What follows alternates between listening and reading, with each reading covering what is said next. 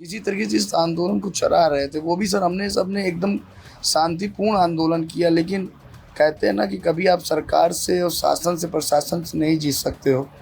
जिस दिन वो चाहेंगे उस दिन आंदोलन का समाप्त हो सकता है। अब प्रदर्शन आपका समाप्त हुआ, क्या वजह रही जो प्रदर्शन समाप्त हुआ आपका?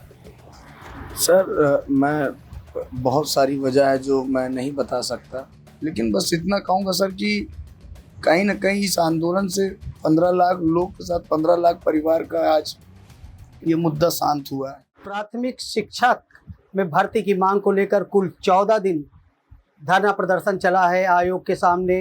अब वो प्रदर्शन कल समाप्त हो गया, लेकिन इन 14 दिन में 3 बार वार्ता भी हुई।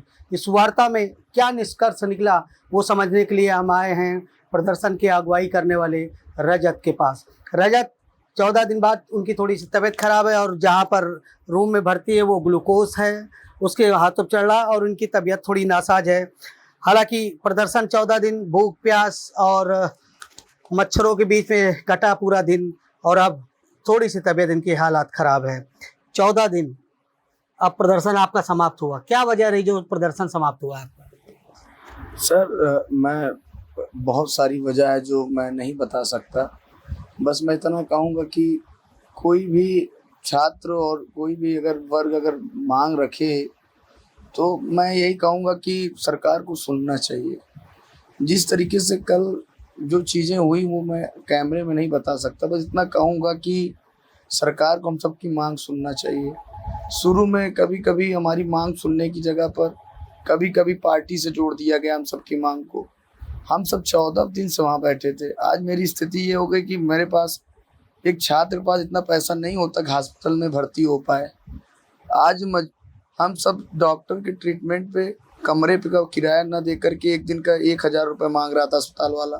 तो हमने कहा कि आप किसी को भेज कर दीजिए, ग्लूकोज़ यहाँ लगा दीजिए, हम अपने कमरे पर ही भर्ती हो जाएँगे। और इसी वजह से हम सब भर्ती आए यहाँ पर कमरे पे हुए, क्योंकि इतनी गर्मी थी सर उस आयोग पर कि आप जहाँ लोग कमरे में पंखा और कूलर नहीं काम कर रहा, हम सब उस गर्मी में सर 45 सेल्सियस डिग्री में बैठते थे। किसी तरीके से इस आंदोलन को चला रहे थे। वो भी सर हमने सबने एकदम शांतिपूर्ण आंदोलन किया, लेकिन कहते हैं ना कि कभी आप सरकार से और शासन से, प्रशासन से नहीं जीत सकते हो। जिस दिन वो चाहेंगे उस दिन आंदोलन का समाप्त हो सकता है। लेकिन बस इतना कहूँगा सर कि कहीं न कहीं इस आंदोलन से 15 लाख लोग के साथ 15 लाख परिवार का आज ये मुद्दा शांत हुआ है। बस यही कहूँगा सर, जो हुआ मेरे साथ आज, बस बहुत सारी चीज़ें मैं नहीं बताना चाहता। अच्छा, 3 बार वार्ता हुई, इन 3 बार वार्ता में कुछ निष्कर्ष निकला?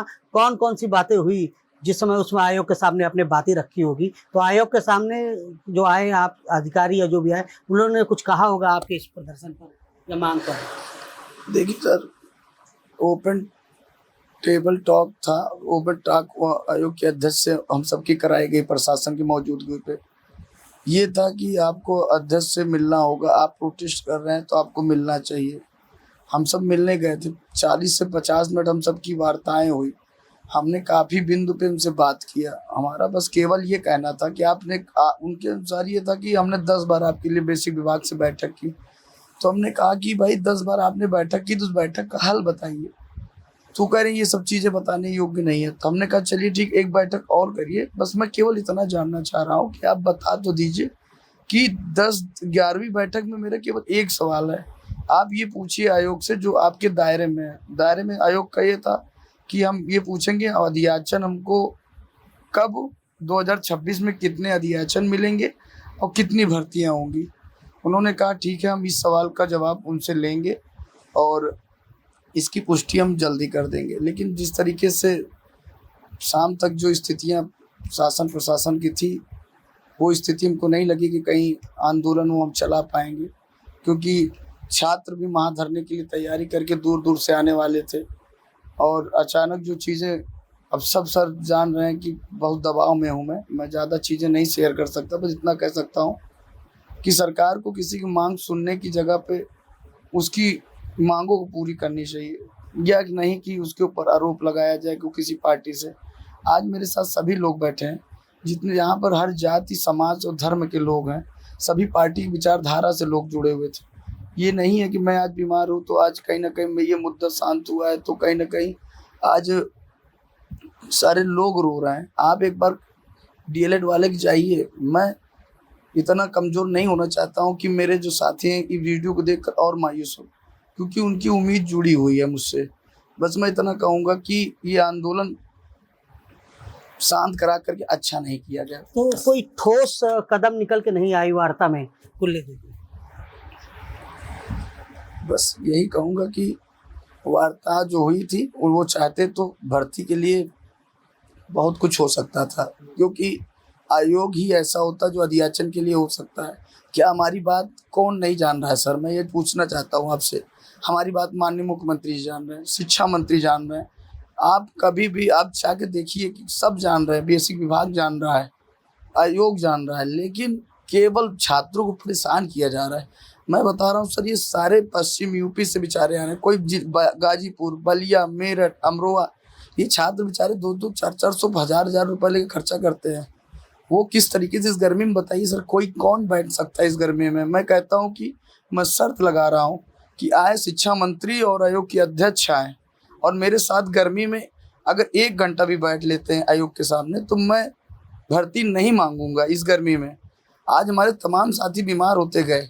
आखिर में जब मेरे आंदोलन में 30-35 लोग अनवरत धरने पर बैठे, तो जिस तरीके से काफ़ी दबाव बना जो है, वो चीज़ें मैं नहीं बता सकता। नहीं बताए। अच्छा, क्या समझा जाए कि धरना वाकई में खत्म हो गया या आगे अब चालू रखने की रणनीति है? बस मैं यही कहूँगा, आंदोलन जो भी है, मैं आज हमें दबाया गया है, लेकिन ज़रूरी है कि आज मुझे दबाने से कोई मुद्दा नहीं दबेगा, क्योंकि ये 15 लाख लोगों का भविष्य की लड़ाई है। आज मेरे ऊपर दबाव बना है और किसी के ऊपर दबाव बना है, 2-4 लोग मेरे साथी, उन पर दबाव बना है, लेकिन 15 लाख लोगों की लड़ाई में कहीं ना कहीं किसी का आवाज़ तो ज़रूर आएगी जो इस लड़ाई को लड़ने के लिए आगे आएगा। बस इतना मैं कहूँगा कि सरकार को अगर 7 वर्षों से भर्ती नहीं देनी थी तो डीएलएड कोर्स का संचालन बंद कर देना चाहिए था।